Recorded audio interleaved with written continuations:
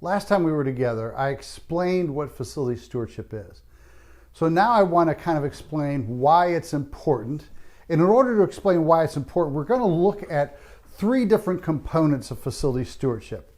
We've got design, utilization, and care. Those are really the benchmark and the foundational components of what we were referring to as facility stewardship. So let's kind of explore each one of those and how they apply to facility stewardship. And know that as you go through the courses here at the Council for Facility Stewardship, these are all elements that you're going to experience, you're going to get to learn more about, you're going to get to participate in becoming a much more intentional facility steward. So as we look at the design component, let's think about the design.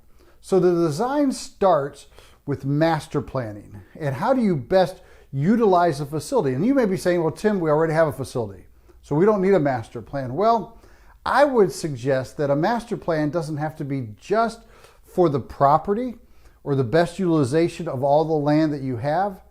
A master plan can also take into account the utilization of the facility itself. So if you already have facilities, one of the things that you may want to look at is there a better master plan for the utilization of that facility. Winston Churchill made a comment. He said, we shape our buildings and thereafter they shape us. And so too often we do church the way our facilities tell us to do church. And if your building was built in the 1980s, 1960s, whenever, most likely you're doing ministry now differently than you did it back then. And so you need to be thinking through what's the best utilization of our building. So along with that then is, how do you plan a facility? Are you looking at new construction? Are you looking at renovations? Is there some other component that you need to be thinking about? That's all part of this design piece of facility stewardship.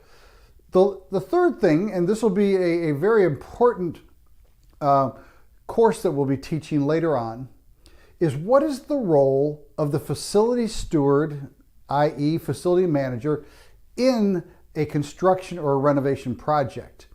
Too often facility managers aren't even involved until the building's ready and they're given the set of keys.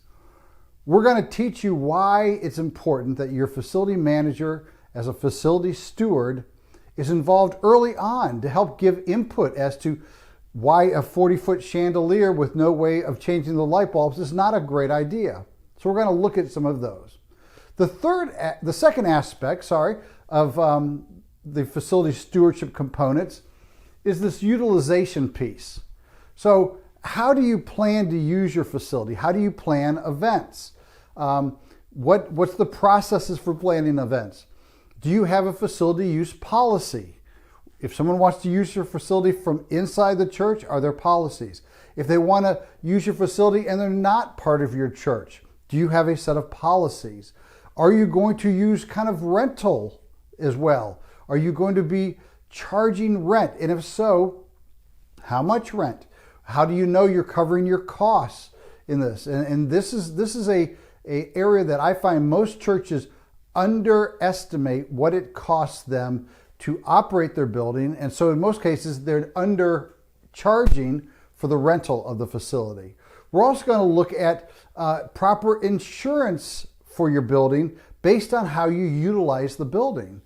If you have a Boy Scout group or some other group from outside that's using your building, do you have proper insurance for that? These are things that we're going to get professionals within the industry that will be teaching courses to help you be as intentional as you can with this utilization of your buildings. So then the big piece of this that most people think of when we talk about facility stewardship is the actual care of the building. So we're going to look at multiple components here. The first one is maintenance. We're going to look at the difference between corrective maintenance and preventive maintenance. We're going to even touch on predictive maintenance. And these are all terms that you're going to need to become familiar with and know how they impact your facility. We're going to look at management then. And what's the difference between these two things? It's a critical thing to understand is that many churches think they have a facility manager when what they have is a maintenance person. And that's not to be critical. But the reality is maintenance is a reactive function. It's keeping things going. When something breaks, you need to fix it. The management of our facilities is different. So maintenance is keeping it going. Management is thinking proactively. How do I reduce costs? How do I reduce utility bills? How do I keep the building lasting longer and increase the life cycle of certain buildings? The next is, what do I need to do to properly maintain and manage the major systems of my building? We'll spend a fair amount of time dealing with HVAC systems. We'll be looking at plumbing, electrical, your sprinkler systems, those type of major components. We'll look at your major components such as roofing and asphalt and flooring and things that really impact the budget of a church as well as its operation and function. We'll be looking at deferred maintenance. This one is we're going to spend an awful lot of time on this one because this is an area that we have found most churches suffer from, and it's the disease of deferred maintenance in your facility. So we want to explain what it is and how you can eliminate it to the best of your ability. We're also going to look at budgets. How do you establish an annual budget? Do you just take last year's budget and add a percentage to it? And I sure hope that's not the way you do it. But we're going to explore proper budgeting. And what if I have a limited budget? How can I best get the most out of my budget? We're also going to look at life cycle costs.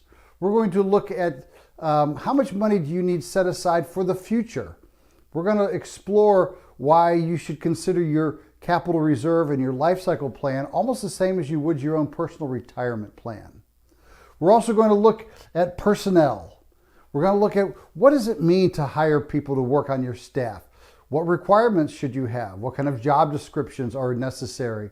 How do you properly lead them and manage them and encourage them? And how do you discipline when necessary? Other things are going to be on the list and in the courses that will be ahead, such as safety and security, OSHA. There's going to be just a whole litany of things that you're going to want to be a part of.